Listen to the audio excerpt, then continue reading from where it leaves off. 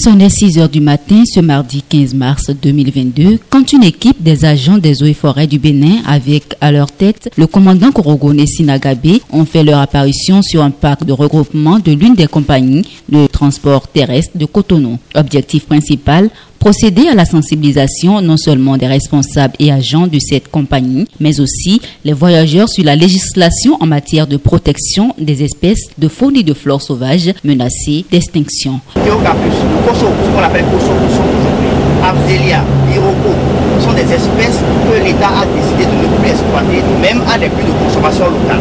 Le même exercice est poursuivi toute la journée du 15 et celle du 16 mars 2022 au niveau de plusieurs autres compagnies et gares routières, que ce soit dans la ville de Cotonou ou celle d'Apomey-Calavi. C'est une bonne initiative parce que nous posons certains actes à cause de l'ignorance des tests.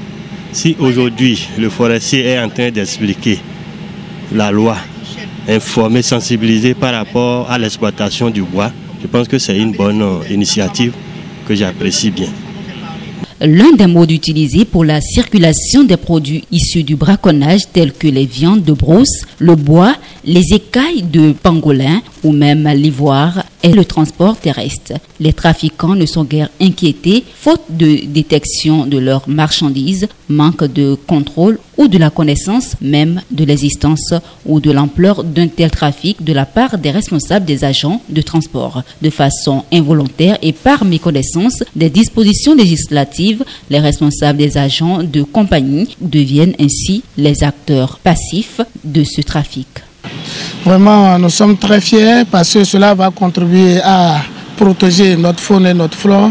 Et l'information est bien passée et chaque matin, avant le démarrage des bus, nous allons passer l'information aux clients par rapport au charbon, par rapport aux animaux de brousse, ne serait-ce que pour protéger notre forêt et nos animaux sauvages.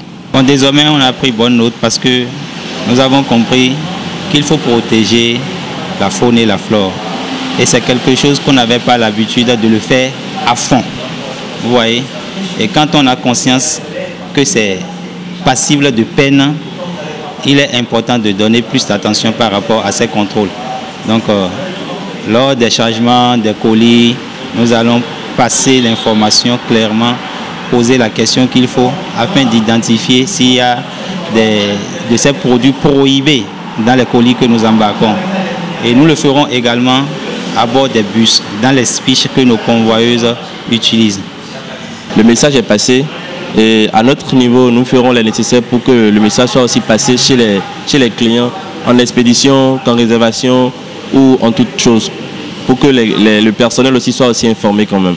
S'allier avec le secteur privé du transport est impératif pour une lutte effective contre le braconnage. C'est le leitmotiv de la direction des eaux, forêts et chasses qui, à travers cette opération, compte couper court à toute la chaîne de ce commerce illégal. Le message a été bien perçu par les agents de compagnie de voyage, c'est-à-dire de Confort Laine, en passant par Post Voyage et d'autres compagnies. On a constaté que les gens ont bien saisi ce que nous avons passé comme message et ils étaient quand même contents. Et ils nous ont promis que désormais, ils vont tenir compte de tout ce que nous venons de dire pour faire leur déplacement. Les espèces de faune et de flore sauvages en danger transportées sans autorisation peuvent valoir une peine d'emprisonnement de 3 mois à 5 ans ainsi qu'une amende allant jusqu'à 5 millions de francs CFA. La présente sensibilisation n'est que la première d'une série, rassure la direction des eaux, forêts et chasses. Le message que nous véhiculons, c'est de dire qu'en République du Bénin, le transport des produits forestiers est soumis à autorisation.